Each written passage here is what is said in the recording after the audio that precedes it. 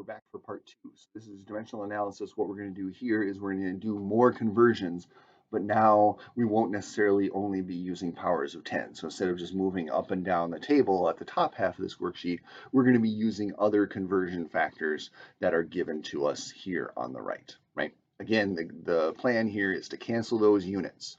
If I start with inches, right, and I want to convert to centimeters, that means I need to multiply by something over something where inches are on the bottom and centimeters are on the top. Because what this will do, I'll cancel out my inches and my answer will be in only centimeters.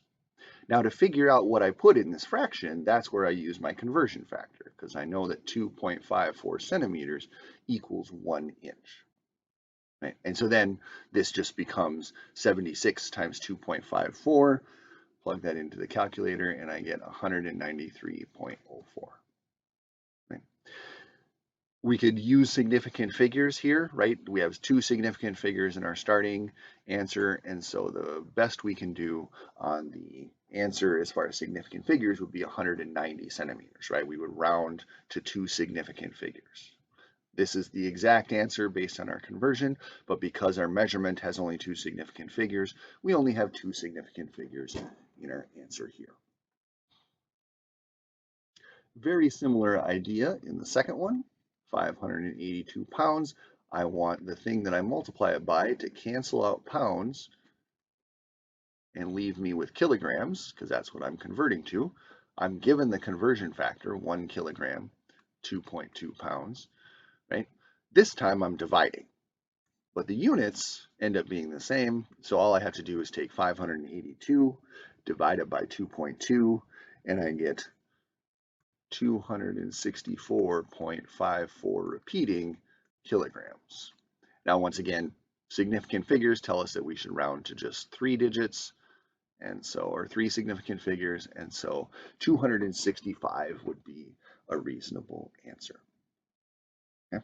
So these two are pretty similar. You're given the conversion factor. You use that conversion factor to construct a fraction that allows you to cancel out the units, and then you just do the math that you need to get these answers.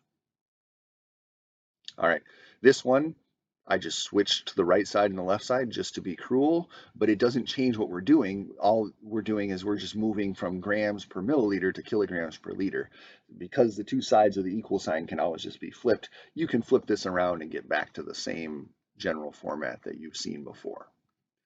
264 grams per milliliter. And I want to convert to kilograms per liter. Well, I can't do that all at once, right? So I have to convert grams to kilograms. And in that case, that's just the thing that we did on the top half of the sheet, right? The scaling factor of grams that I'm starting with is 1. The scaling factor of kilograms is 10 to the third. And I'm just getting those from the table up above. You can't see that in this video, but that's where those numbers are coming from, right? So 1 over 10 to the third kilograms over grams. When I multiply this out, that will get rid of grams, and now I will have kilograms over milliliters. On the other side, I want to convert milliliters to liters, and so once again, I need to have that conversion happen, right?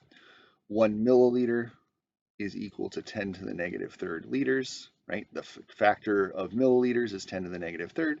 The factor of liters is 1. Milliliters on the bottom are canceled by milliliters on the top.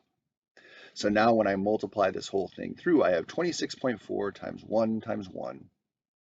And then I have on the denominator, I have 1 times 10 to the third times 10 to the negative third. Well, 10 to the third times 10 to the negative third, those two just cancel out. When you multiply those exponents, you add them together, right? So 10 to the third times 10 to the negative third equals 10 to the 3 plus negative 3 power. 3 plus negative 3 is 0. That equals 1. And so the answer in this case is actually still 26.4 kilograms per liter, right?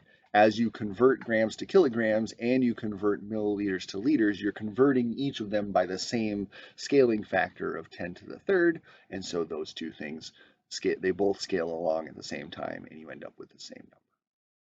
Okay? Last one, 0.121 cubic centimeters into microliters. We do not have a conversion between cubic centimeters and microliters, but we are given a conversion between cubic centimeters and milliliters. And so I can do this very easily. Once again, I want to cancel out cubic centimeters, but the ratio is 1 to 1. So 1 milliliter is 1 cubic centimeter. I cross out the cubic centimeters and I get 0.121 milliliters. Now I can convert milliliters to microliters. That's on the that's going up the table at the top of the worksheet. And so I'm going to go milliliters to microliters. So I'm going to put microliters on the top, milliliters on the bottom. The scaling factor for milliliters that I'm starting with is 10 to the negative third. The scaling factor for microliters is 10 to the negative sixth. So I divide those out, 10 to the negative third minus a negative 6. This ends up being 10 to the positive 3 again. I didn't intend for all of these to end up as 10 to the third, but I guess that's what happened. And so then we move the decimal place 3 places to the right, and I get